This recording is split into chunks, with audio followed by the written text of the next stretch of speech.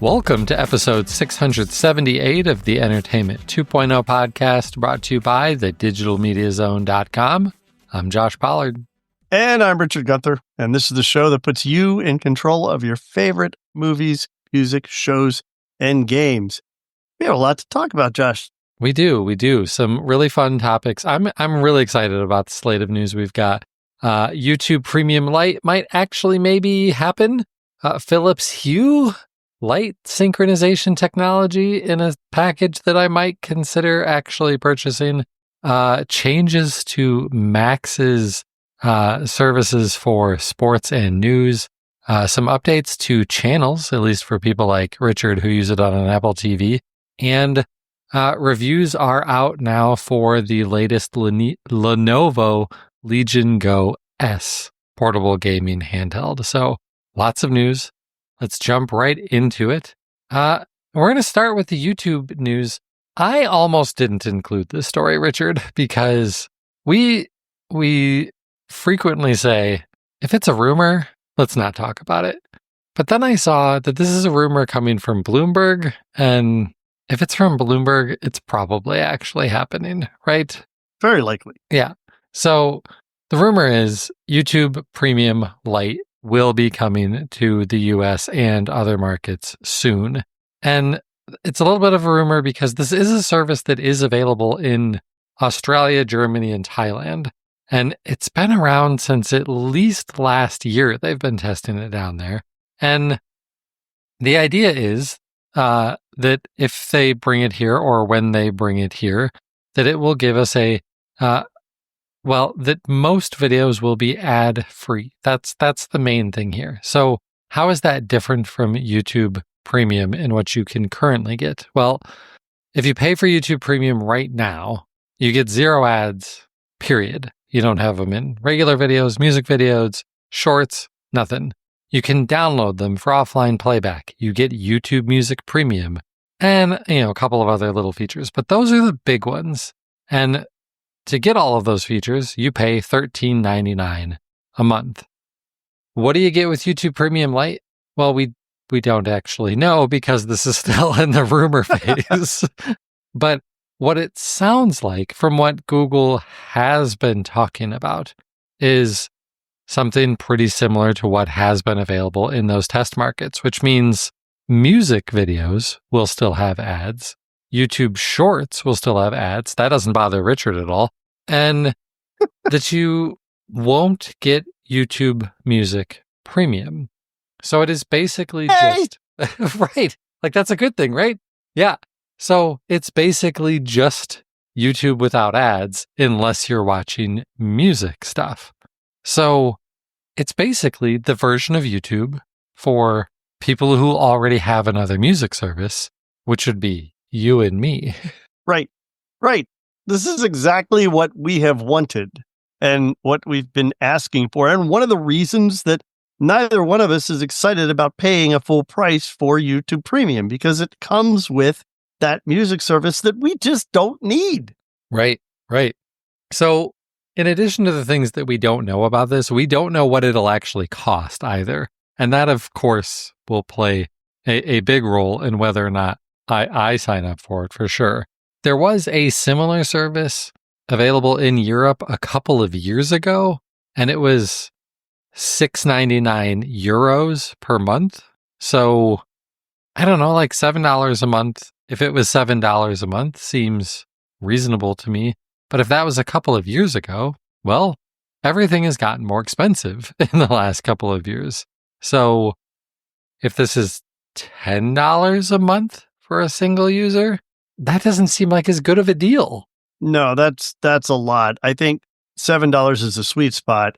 $8, I could probably justify that. I don't know that I would want to go higher than that. Remember, I'm getting YouTube Premium now, but only because I get like a half price deal through Verizon.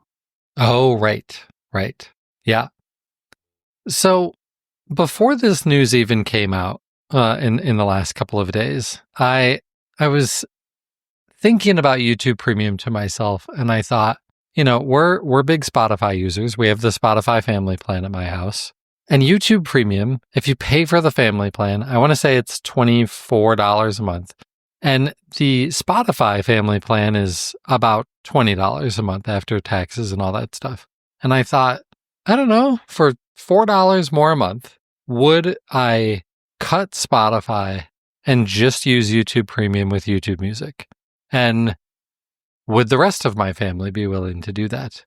Because especially the kids, they watch way more YouTube than I do. I thought, my bet is the kids are going to say, yes, let's do this now. I'm so sick of the ads on YouTube. And that Jen would be the problem one, that she'd be like, no way. I've been using Spotify for like 10 years. I'm not switching. None of them wanted to switch. Wow. Yeah. I was shocked by that. My 16-year-old was like, I really, really, really don't want to leave Spotify. I'll deal with the ads. I just don't want to leave Spotify. And I'm like, all of your music is probably available on YouTube Music. Right, but YouTube Music isn't going to know all of the history that you've created in the existing music service that you've been using for the last how many years now? Right. But I even did the research to see, like, are there utilities out there that will essentially import your playlist and stuff? And there are. And that would get you a little bit closer to feeding the algorithms and stuff like that. So a little. I don't know. But if this YouTube Lite actually comes out and it's just a few bucks a month, well, then that solves the problem for me. We don't have to leave Spotify. We still get our Spotify Wrapped at the end of the year, and we wouldn't have to watch ads anymore. Yeah, this is cool. I hope this is really going to come to fruition and that it's priced right. I know everything has been really escalated lately, but they have to think about how a price feels or sounds compared to what the full price is. And if it's going to be light, it has to feel light. And if it's still a 2-digit number, that doesn't feel light. Expertly said. I don't know about that, but okay. All right. Well, you teased that we were going to talk about Philips Hue Sync, and you know that I love me some Philips Hue Sync. I have the Philips Hue Sync box, which I am sad and dismayed to report that it now costs $350. Wow. I think I paid $280, and at the time I thought that was a lot of money. Whatever. It's expensive, and it's one of the things that holds people back from getting Hue Sync. Now, just as a refresher, what Hue Sync does is it gives you the ability to use Hue bulbs or Hue lights or Hue light strips around your TV in your viewing and gaming space, and it synchronizes the lights to whatever content is on the TV. It's literally an HDMI pass-through that gets the signal from what's on the TV and figures out, based on where you tell it your lights are, what color should be where in your room. And it's really friggin' cool. But it's expensive, and not everybody's willing to pay $350 for this. Now, we have talked about how there is an app version of Hue Sync. Philips came out, or Signify came out with this under the Philips brand a couple of years ago. And I think it's already on Samsung TVs. And now it is available on LG TVs that run WebOS 24 or later. Josh, what version of WebOS do you run? I have no clue. Right, exactly. Right. I mean, does anyone? I would just like to assume that we're all running WebOS 24, but I don't know, because it's not like our TVs are brand new. And so they normally are like, this will work on any TV made from 2023 and newer. I don't know. Yeah, I have no idea. And I think it's adorable that they think people might know, right?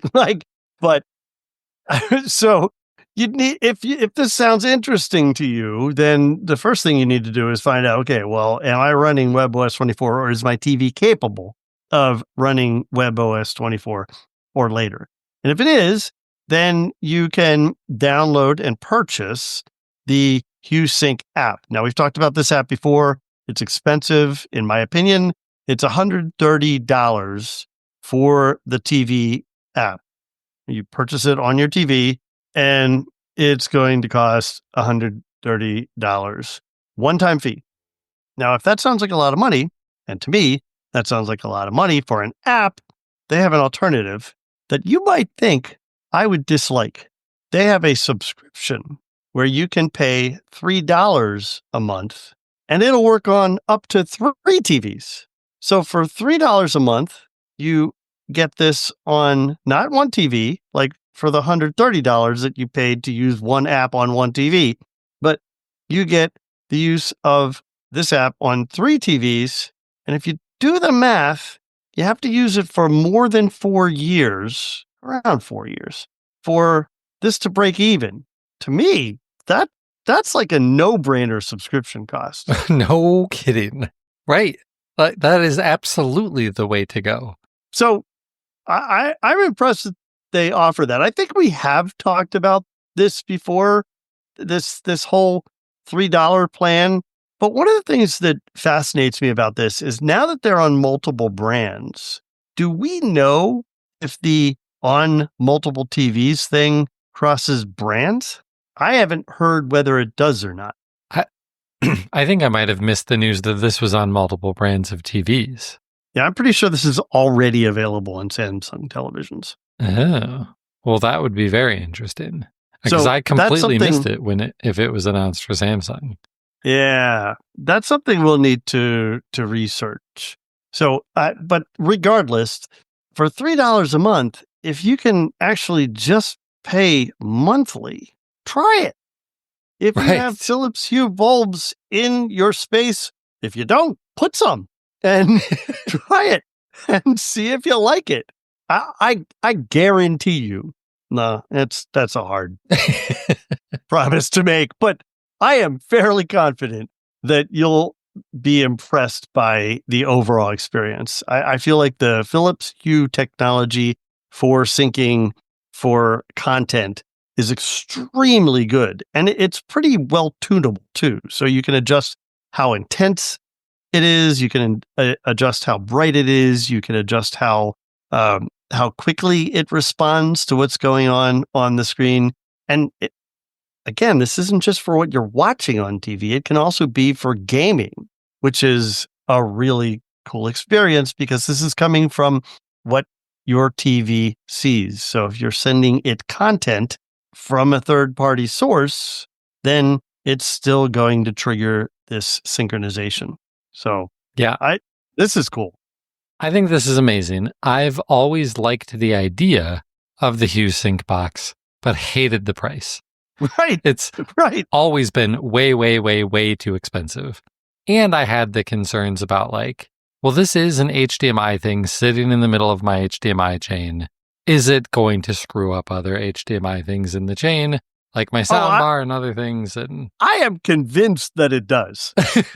Right. Because I have this, I have this with an ARC soundbar, and it's this pass through of my Apple TV into the box that then goes into the TV, and then there's HDMI going. So I have 4 devices that are all interlinked through HDMI. That's just, everything you add into that chain causes problems. Right. So I love this idea, and it has me very interested in actually finally buying some Philips Hue stuff. Do it. For people like me who don't have any Philips Hue, it is not as simple as just paying $3 a month for this app and buying a bulb, right? Because don't we also need the bridge? Oh, there is that. So that I don't know. So we'll need to do a little bit more research on that, because it is possible to use and control Philips Hue bulbs through Bluetooth only without a bridge. Oh, I didn't realize that. I don't know if that will work with this system, because I doubt that the TV manufacturers are letting the app developers use their Bluetooth channel. Yeah. If and there probably is one in most television. There probably is a Bluetooth chip in most televisions, but I doubt that it's available to app developers. So that's something that we can research, and I'll try and get back on that Yeah. the So next time we record together. regardless of whether we need the bridge or not, there's so many different lighting options from Hue. They've got regular bulbs, of course. They've got down lights, of course. They've got light strips. And then they also have these weird like light bar things. Play bars, right. Yes. What would you like if you're just looking for, I want the cool experience with the fancy lights behind my TV? Do you get the light strip or do you get the play bar? I would get 2 play bars. I would get a and they sell them in packs of 2.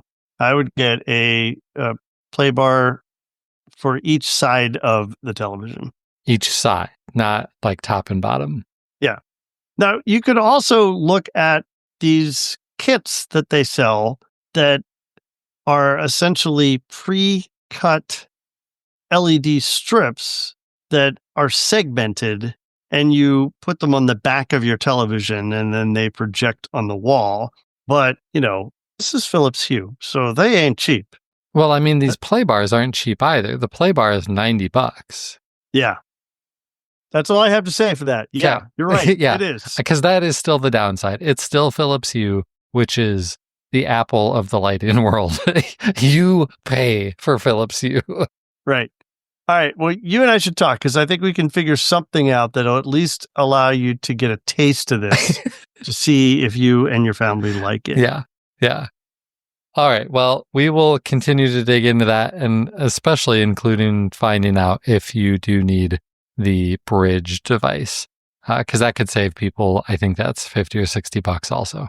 All right. So let's dig into the next story. And that would be one that particularly interests me. And that is a change coming to the Max streaming service. So Max, for more than a year, has included a sports section of the app called BR Sports. It's Barstool something sports, I guess. And it's Barstool Reports or something like that. I don't remember what the R is. But yeah, it's through some partnership with another sports site. And I never knew what it stood for. Yeah, I think it's Barstool Report. And it's a major navigation item of like 4. There are 4 things you can select in their primary navigation, and it is one of them. Guess which Max customer isn't excited about that? It is the one that I use the most, Richard. Yeah, until we talk later about what's going on in my entertainment center. So, yeah. So what sports do they have? Because I don't think most people think about Max for sports, but they have NBA coverage, they have MLB, they have NHL, which is obviously what I'm watching a lot on there. College football and basketball. They've apparently got NASCAR, U.S. national team soccer, Premier cycling, French tennis, French Open tennis. I don't know why it's only the French Open, but whatever. And more. And so, like, if there is a nationally televised hockey game, that means that it's on TNT typically, and TNT owned by Warner Brothers, so it shows up here. So this is how I watch a fair amount of nationally televised hockey games. And it's been great. And last year they said, this is really like an introductory offer for all of you people, because starting next February, so February, like this February that we're in right now, February of 2025, they said, we're going to start charging you $10 a month for the sports stuff as an add-on. Actually, no, they didn't give a price. They didn't say how much it would be. Everyone expected it would be a ton. And they've changed their mind. Instead, what they're going to do is they will include it at no extra charge if you're in the premium or the ultimate tier. And you might be thinking, Josh, I don't know what tier I'm in. Can you help me figure this out? Because you may be not in either of those. Because if you're in the ad-supported tier, that is called standard, which is regularly $10 a month. And if you are in that plan, you don't get sports starting March 30th. You also... Wait. So you do now, but you won't anymore? Correct. Wow. Correct. And the only way to get it is to update your plan. You won't be able to like add it on as an add-on, you have to pay for the higher plan, which kind of has its pros and its cons because you're getting more stuff. Like those are better plans. The premium one has no ads, and the ultimate plan has no ads and 4K streaming. Right. But they cost more. And if you're mostly using this for sports, which has been probably the majority of my viewing, I didn't care that the other content was ad supported because live sports already has commercial breaks anyway. And that doesn't change if you're on the premium or ultimate plan. It's just how sports works. Right? Like there's always going to be breaks because it's just built into the experience. Right. So that's kind of a bummer there. And the other bummer aspect to this for me is the start date. March 30th. That's roughly 2 weeks before the NHL playoffs begin. Oh, that's really convenient. Right. Right. Now, maybe you don't care about sports, but maybe you care about news and you've been using Max to watch CNN Max. Well, this is falling into the same bucket. Starting March 30th, it will only be available in the premium and ultimate tiers. I know our audience cannot hear me shaking my head and rolling my eyes, but again, I'm going to use this term for the second time tonight. It's adorable that they think that content falls into this tier. I just think that's absurd. Yeah. Like cable news is not doing well. I mean, unless you're Fox News. This company just does not seem to understand that CNN content is not premium. They just haven't figured that out yet. No, they haven't. So I'm disappointed about this. I didn't count back. I'm on a 6-month cheap plan that was a deal at Black Friday. So it's probably ending at about this time anyway. But I've only been paying $3 a month for my ad-free plan. That was amazing. Right. It was a no-brainer for sure.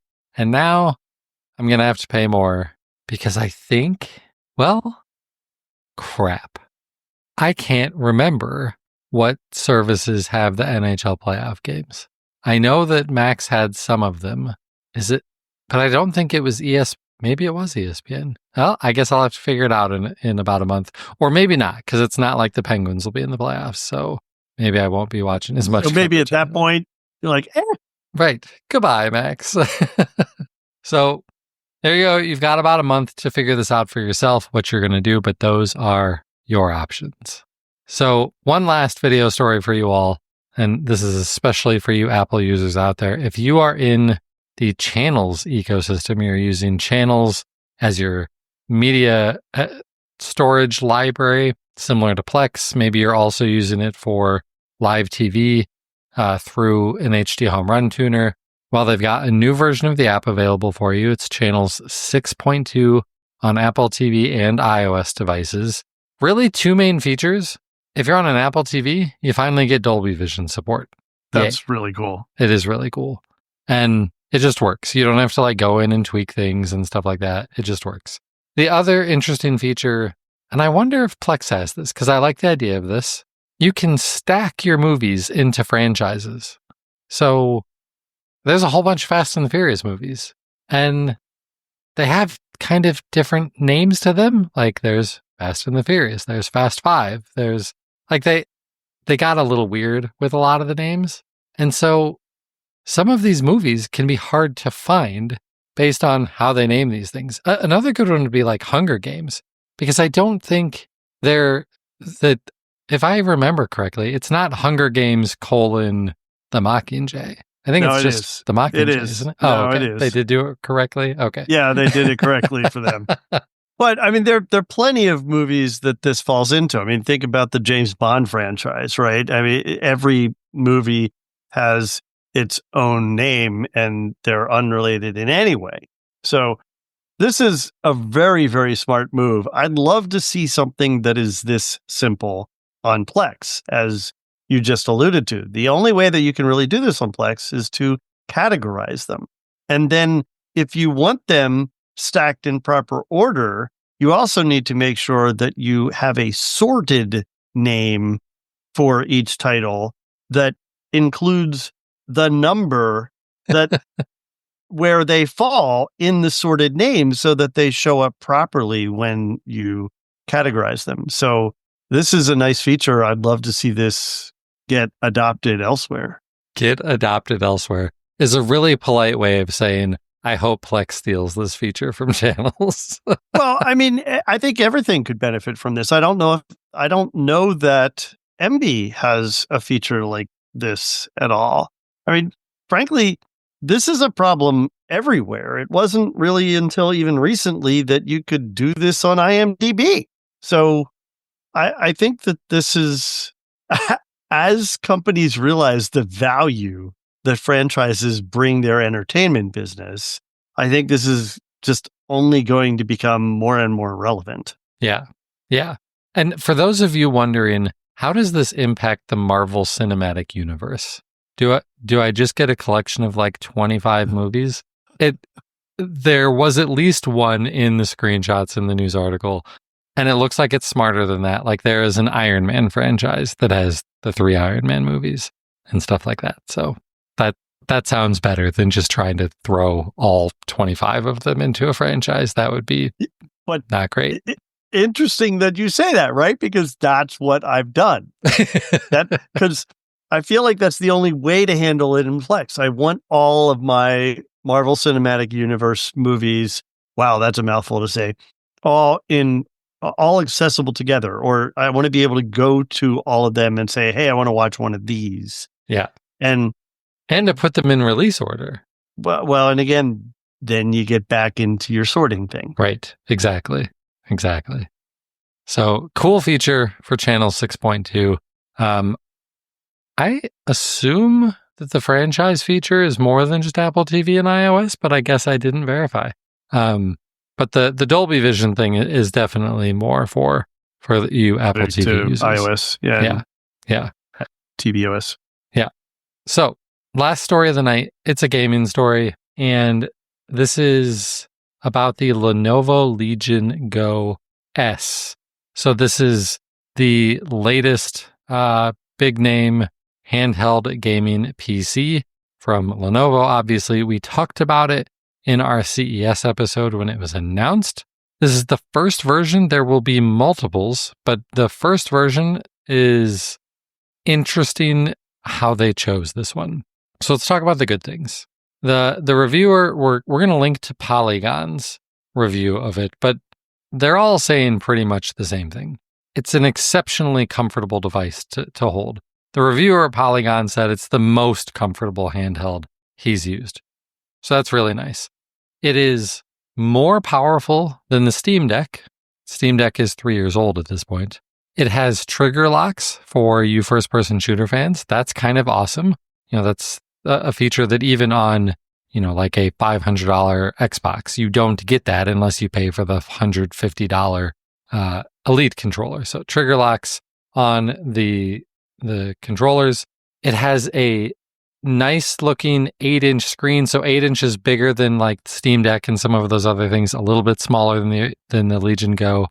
But it has a 120 hertz refresh rate with variable refresh rate, which I think it's the only gaming handheld on the market with a variable refresh rate screen, which really comes in handy if you are, especially if you're kind of in that mid-range of the performance that you're getting out of your games, which is probably where you are on one of these gaming handhelds. 32 gigabytes of RAM. It's your only option right now. There will be other options in the future, but for this first initial launch, the only option is 32 gigs of RAM and a 1 terabyte SSD in there. Those both sound great. I would love 32 gigs of RAM and a 1 terabyte SSD. Both of those numbers are double what I have on my regular Legion Go. All right, we're in the good section. I'm going to put Windows under the good section, but I'm also going to put Windows under the bad section. Windows is good on a gaming handheld because it means you get more than just Steam. You get Xbox with Game Pass, you get the Epic Game Store, GOG, like you get all of the stores. So it is good. But on the bad side, when you say Windows, meaning the device runs Windows? the device runs Windows. Yes. Oh, yeah. Cool. Runs Windows 11. But I also have to put Windows in the bad category because Windows on an 8-inch touchscreen display, it's still not great. It's not great. And Lenovo has their own little app that like attempts to turn it into a gaming console where you wouldn't have to really use Windows much, but I don't really love it. I don't think most people love that app. So like you still have to deal with Windows, and that's not exactly ideal. The other downside, it's got a brand new processor, but it's not a great one. It's got the AMD Ryzen Z2 Go. And you're like, wow, Josh, that's a lot of words. What do the previous ones have? So my Legion Go, which is now, I think, coming up on 2 years old, has the Z1 Extreme. The Z2 Go, it's kind of like the YouTube Lite version of the processor. So it's a newer generation, but it's not as powerful. You know, if you're used to like Core i7, Core i5, Core i3, it would be like the older devices have an older Core i7, and this one's got a brand new Core i5. Well, you're probably better off with the older Core i7, right? And that's the situation here too. And then there's the price. It's $730. So it's more expensive than a Steam Deck, significantly more expensive than a regular Steam Deck, still more expensive than a Steam Deck OLED. It is a little bit less expensive than the ROG Ally X, but the performance isn't great. Like the performance is better than a Steam Deck, but a Steam Deck is 3 years old. And the performance is not better than a Legion Go. It's not better than an ROG Ally X. It's not better than an MSI Claw. Like, it's a brand new device that probably costs more than some of those other things, and it doesn't run better. And the main reasons it cost more are because they decided to put 32 gigs of RAM in this thing. Yeah, so much memory and storage in it. And the storage is great, like games are huge, but 32 gigs of RAM seems like way overkill for this device, unless you're a freaking weirdo like me who's also trying to double up and use it as your main PC also. Because yes, like that 32 gigs of RAM, it's shared RAM between the CPU and the GPU. And so you can dedicate more video RAM to it and stuff. But like, again, it's got that lower tier processor. So you're just like, the balance just is all wrong here. And so it ends up costing you more money for a system that isn't really fully capable of utilizing all of the things that you're paying for. So like I've said, there are more versions of this coming. They're going to release a version of this with SteamOS, which again, kind of good, kind of a bad thing. It's a better gaming operating system, but you have less options with it. And the SteamOS versions will be cheaper. They're also going to offer options with the Z2 Extreme, so a more powerful processor, and they're going to offer options that have less RAM. So like if you're really trying to be cost conscious, in the future, you're going to be able to buy the one with this kind of weaker processor, but only 16 gigs of RAM and SteamOS. And now you're probably looking at a device that makes sense for the cost. This one, not so much. I mean, if they're doing all those different hues, and this is the first one that they came out with, they had to have come out with this first for a reason, right? Like, who do you think they're targeting with this?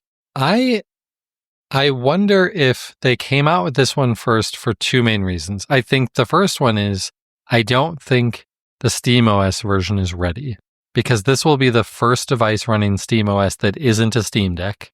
So that they maybe were working on some final tweaks there. I believe the one with the Z2 Extreme processor will also be the first device with that processor.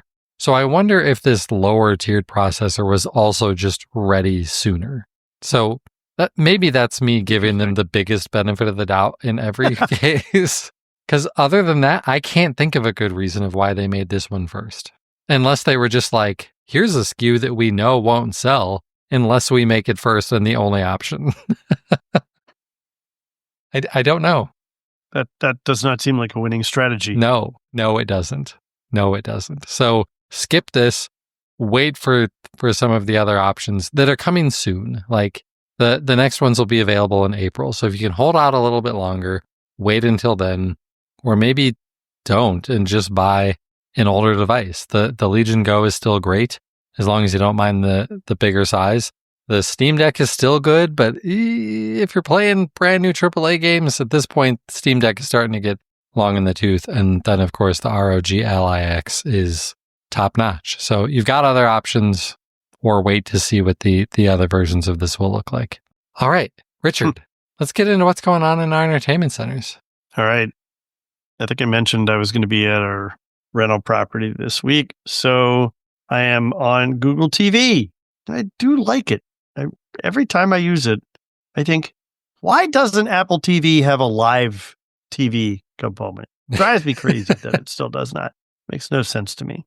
So after a lot of speculation and several catch-up videos on YouTube, I've concluded that I cannot watch season 2 of Severance without rewatching season 1.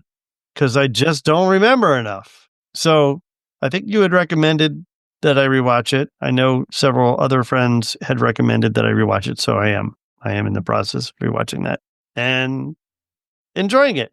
The challenge with this show is that it is slow and methodical. Right. So a rewatch just feels like a slog to me. I'm a couple episodes in, and while I am enjoying it, and I'm glad I'm rewatching it for the details, by the way, some of which have different significance now that I know the end of season 1. Right. So that does make it a little bit more enjoyable, but it is slow going. So I'm hoping to finish that while I'm down here, and then when I get back home, get back and start Severance season 2. I mentioned that I was watching Mythic Quest. I'm keeping up with that. I've come up to speed on Abbott Elementary, watched a couple more episodes of the Bob Newhart Show. Can you believe I am still on season 3 of the Bob Newhart Show?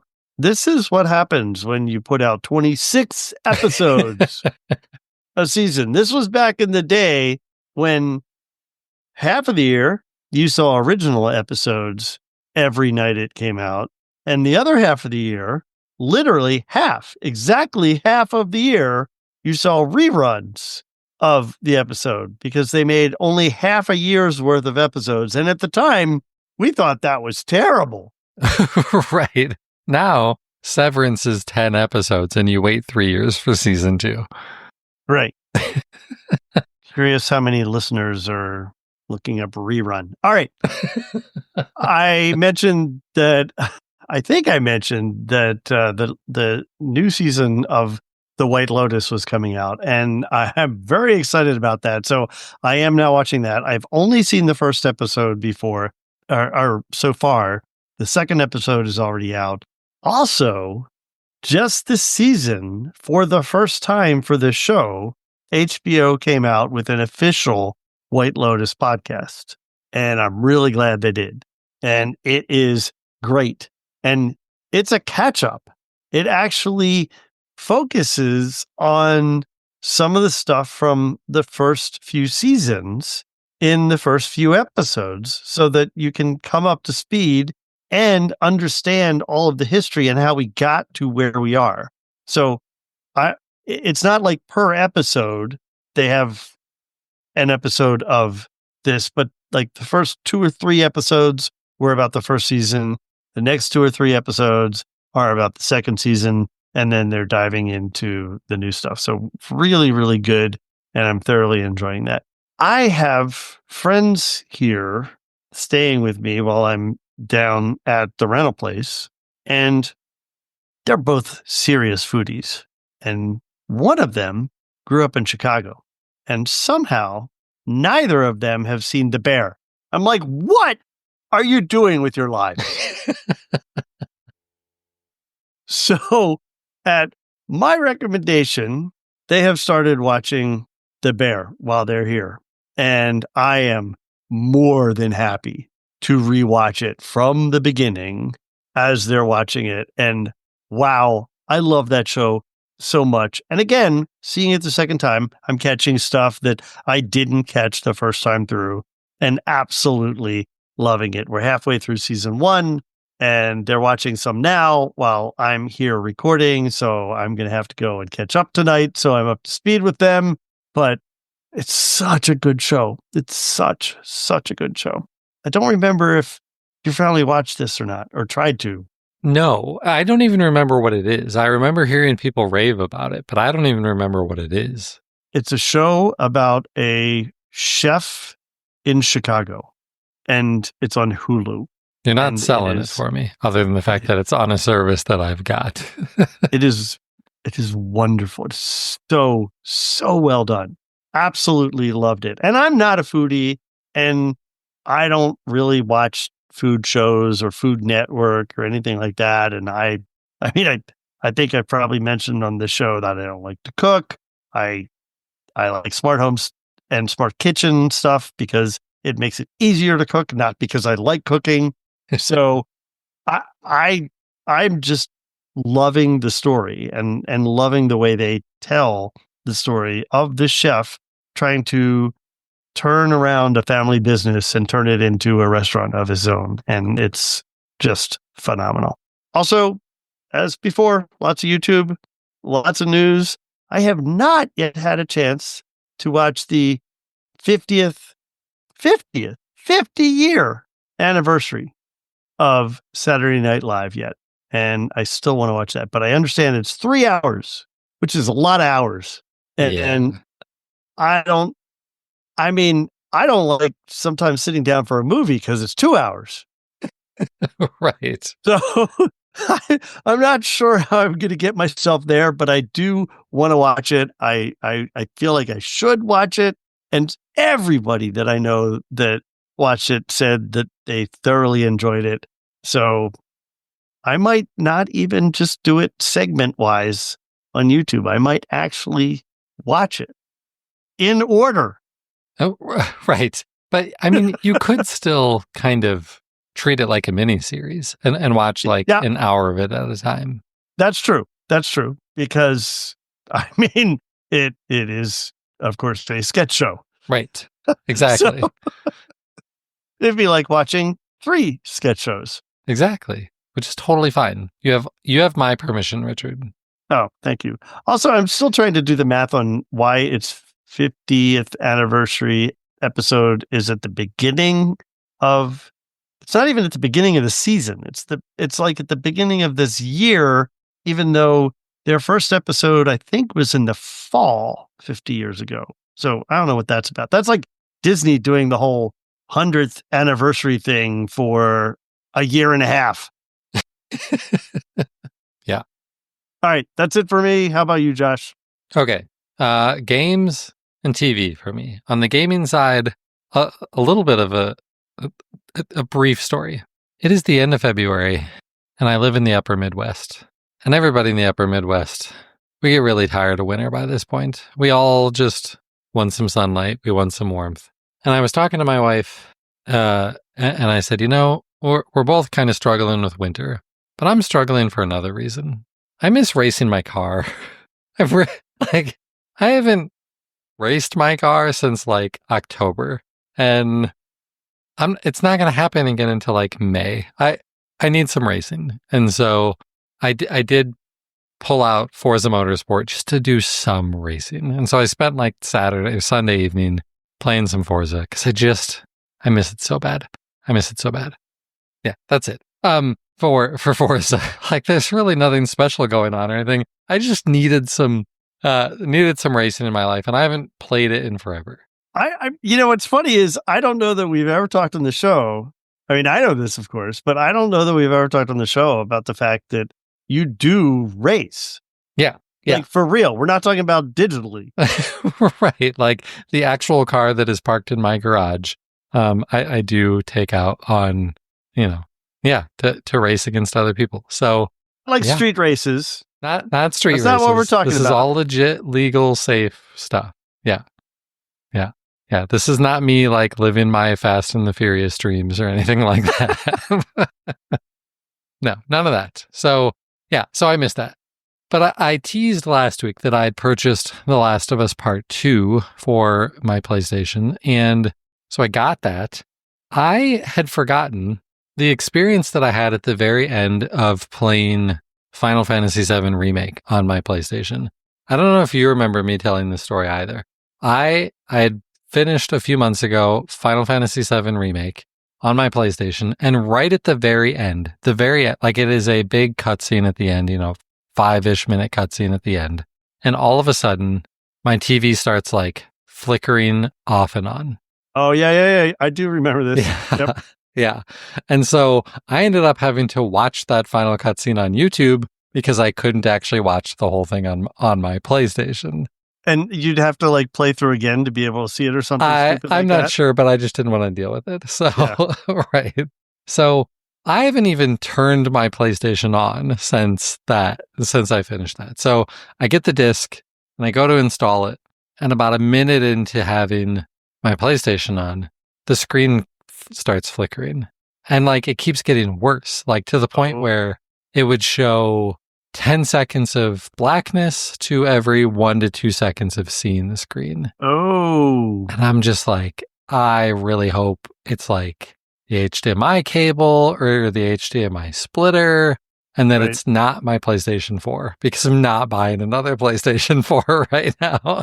And fortunately, it was just the HDMI cable. So swapped out the HDMI cable, everything is fine. So I can play The Last of Us just fine. And so I've started that. I'm not super far, like I'm not following a guide because I don't want any spoilers or anything. But I'm less than 2 hours in probably at this point. So not very far when it's probably a 20 to 25 hour game for me. So before you leave that, just today, in fact, my friend that's here, he and I were talking about how constantly we're dealing with issues where HDMI cables go bad. And I was digging in a box here to find an extra cable for him because his cable went bad. And I'm still grappling with understanding how HDMI cables go bad. And I thought to myself, as you were talking about this, Josh, we know people that know things about HDMI. we do. This might be an interesting conversation to have at some point. That's a good idea because, yeah, why do these stop working when there's nothing, like, it's not like I'm jump roping with my HDMI cables. There's just it's just sitting there. Right, it's just sitting there. I don't understand this at all. Yeah. We should dig deeper into that. Yeah. So I'm going to keep playing through The Last of Us. I also decided to try the PlayStation streaming from a console to another device. And in this case, of course, the other device was my Legion Go, and it works pretty well. Streaming in the house. It is possible to do it from, over the internet from other places. I've not tried that yet. The one thing that I haven't quite figured out is that it seems like when you're streaming, things are darker. That's already a really dark game. Like, you're in houses and stuff that don't have lights, and you have a flashlight, but it felt like I'd used the flashlight way too much. And yeah, when I go down and play it on my television, it's fine. So I don't know if that's just something with their streaming codec. Maybe streaming The Last of Us is not a great idea, but I'll probably mess with it more because it's also kind of nice just to play it, I don't know, in bed and stuff like that. That's why I got the Legion Go. So yeah. All right, TV. I am all up to date on Severance Season 2. We are up to date on Paradise on Hulu. Really liking that show. We started a new show. Jen wanted something else to watch, and she was like, hey, the actor that everybody knows from ER back in the 90s is on a new medical show called The Pit. It's called The Pit because it's in an emergency room in Pittsburgh. She's like, it sounds good. We should watch it. Cool. Let's turn it on. these are not really my kind of show. However, it's good. And like, I will watch it with her, but I told her, you don't have to wait for me to keep watching this. And but I don't want that to dissuade anybody from watching it. Because if you love these medical procedurals, like, you're probably going to like this. It's got an interesting story. There are some really, really great characters, but man, there can be some really, really sad moments in these shows. Oh, totally. And especially after having recently lost a pet, I don't want more sadness in my life. And there's also a lot of gross stuff that I don't want to watch that either. Oh, yeah. And it gets more and more realistically gross. Right. As we get older, the technology gets better to make it gross. Yeah. Yeah. So, and they're also really good at getting the grossness through the sounds. Like, the sounds convey the grossness quite well. Yeah, they add those, you know. Yeah. Yes, they do. Yeah, they do that special. Uh-huh. Yeah. Yeah. So, I mean, if you like these types of shows and you have Max, check it out. It is really good. It's really good. And cool. I've actually wanted to watch this. Yeah. Jen's frustrated because she binged all of it. Like, I think we started on Friday. And now it's a show that's currently on. So I don't know how many episodes she's watched, but like, there's another one coming out, I don't know, tomorrow or something. Okay. So it didn't all drop at once. No. Okay. So that was like the Night Agent for me. It was like in a week, it was done and it's all gone. Like, oh, right. I have to wait till next year now. Yeah. Yeah, exactly. And then, like you recommended last week and I don't know, 4 years ago, I picked up For All Mankind again. I don't even know that I got through the first episode because I didn't have a very long run. I had apparently watched the first 3 episodes, but I decided I'm just going to start over so that it's all fresh. And I mean, you can't judge a TV series by half of the first episode. So. No, it takes a while.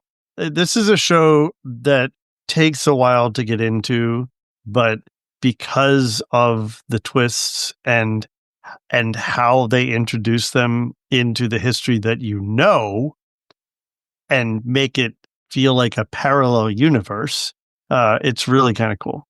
Yeah. I think you'll like it. Yeah.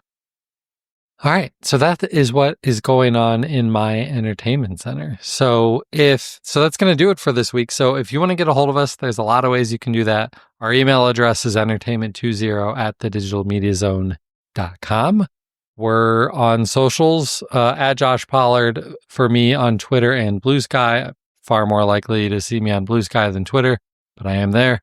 DigiMediaZone for the website on Twitter.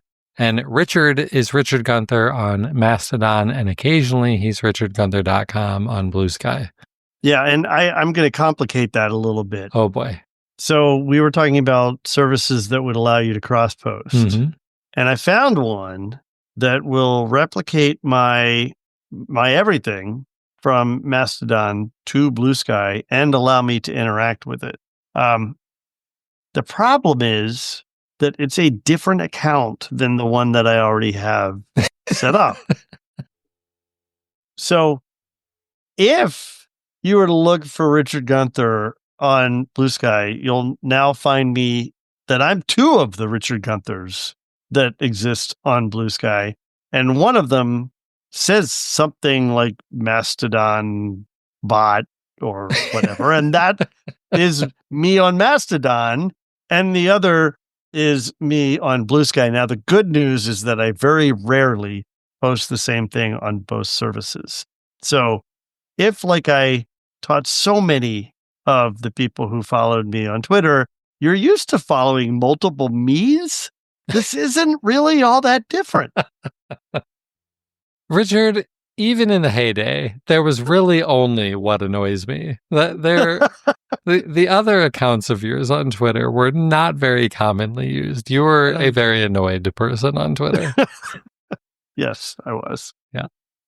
All right. Well, that's how you can get a hold of us. And we didn't have any video this week, but we'll get back to video and a live show soon. But that's going to do it for episode 678. He's Richard Gunther, and I'm Josh Pollard. Thanks for listening to Entertainment 2.0. Adios. Goodbye.